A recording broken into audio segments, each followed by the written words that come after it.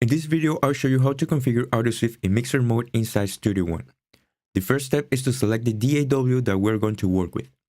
Launch AudioSwift before launching Studio One. Go to Preferences, and then click the Mixer tab. AudioSwift creates 3 virtual MIDI ports. In mixer mode, AudioSwift 1 or Port 1 is used for your primary DAW. AudioSwift 2 or Port 2 is for your secondary DAW in case you work with another one like Pro Tools. AudioSwift 3 is only used with the rest of the controller modes. In this case, we're only working with Studio One, so we're going to select it as a primary DAW on Port 1. Close the window. The second step is to tell Studio One that we want to use AudioSwift as a control surface. Open Studio One, go to Preferences, and click External Devices. Then add a new device and select Mackie Control. On Receive From, select AudioSwift 1 if Studio One is going to be your primary DAW. If it is not, select AudioSwift 2 instead.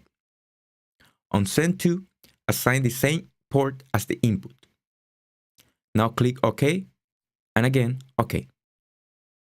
Everything is set up.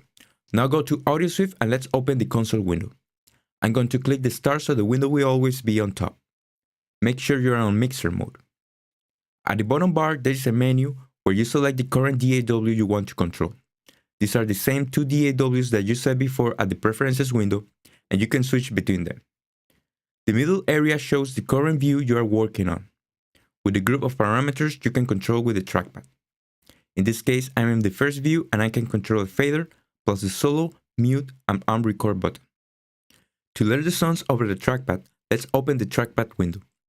In this utility window, we'll see where are our fingers, and we can know the size of each sound in our trackpad.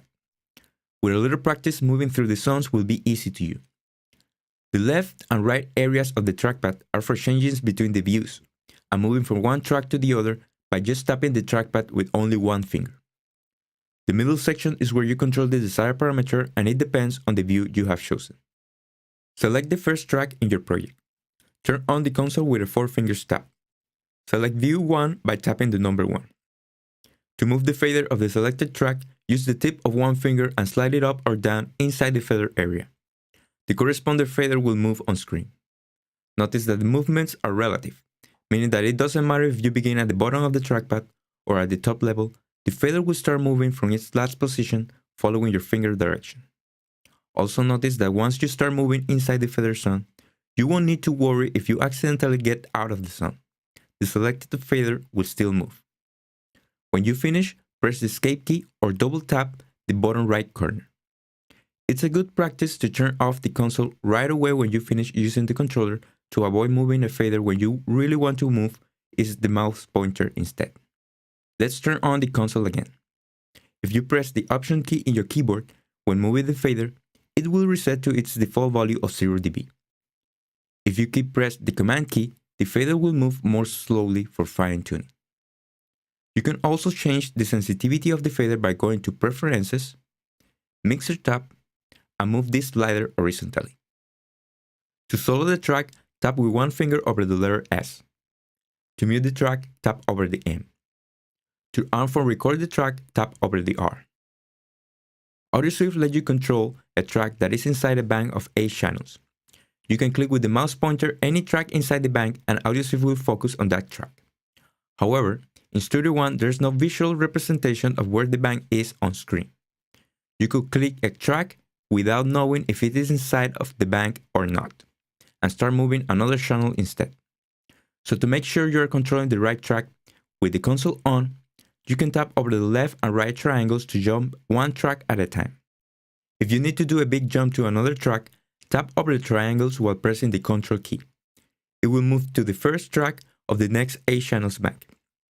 From there, you can tap the triangles again to move one track at a time. Let's see another views. Turn on the console and tap over view number 2.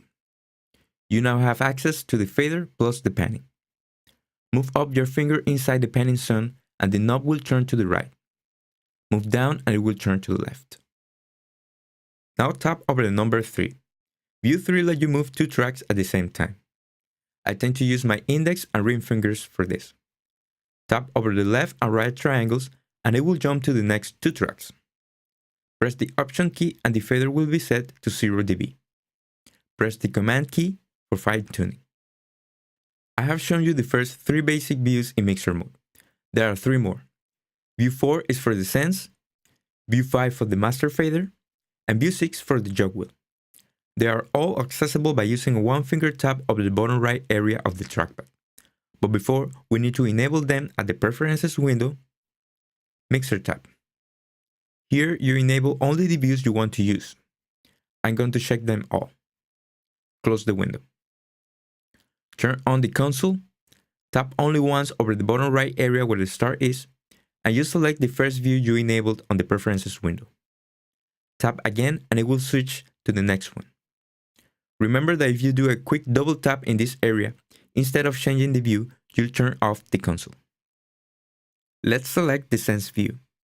The console window will show the number of descent you are controlling on the selected track. Move your finger over this zone to set the level of descent. Press the Command key for fine-tuning.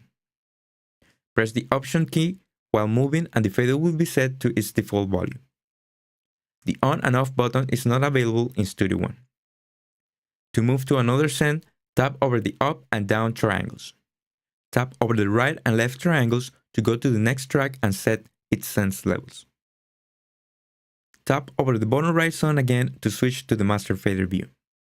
This lets you control directly the Master Fader. Press the Option key and it will move to 0 dB.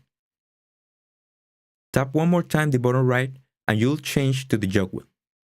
With only one finger, start moving in circles around the center of the trackpad.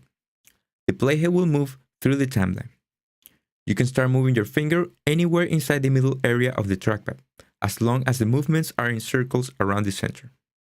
If you don't lift the finger, you can even go outside the middle area and it's still going to work. It's time to talk about the transport controls.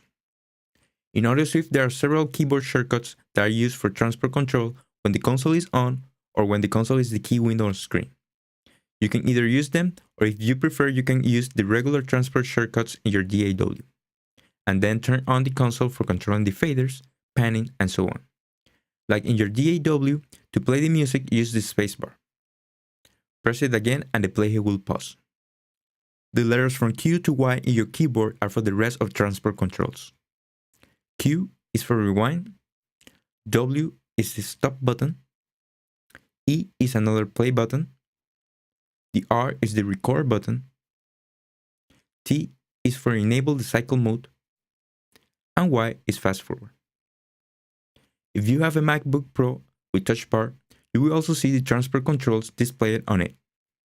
It's good to mention that once you have configured the mixer mode in your DAW, both Touch Bar and keyboard transport controls are also accessible when you're working on the triangle, scale, and XY controller modes. With AudioSwift, you can automate the faders, panning, and descents.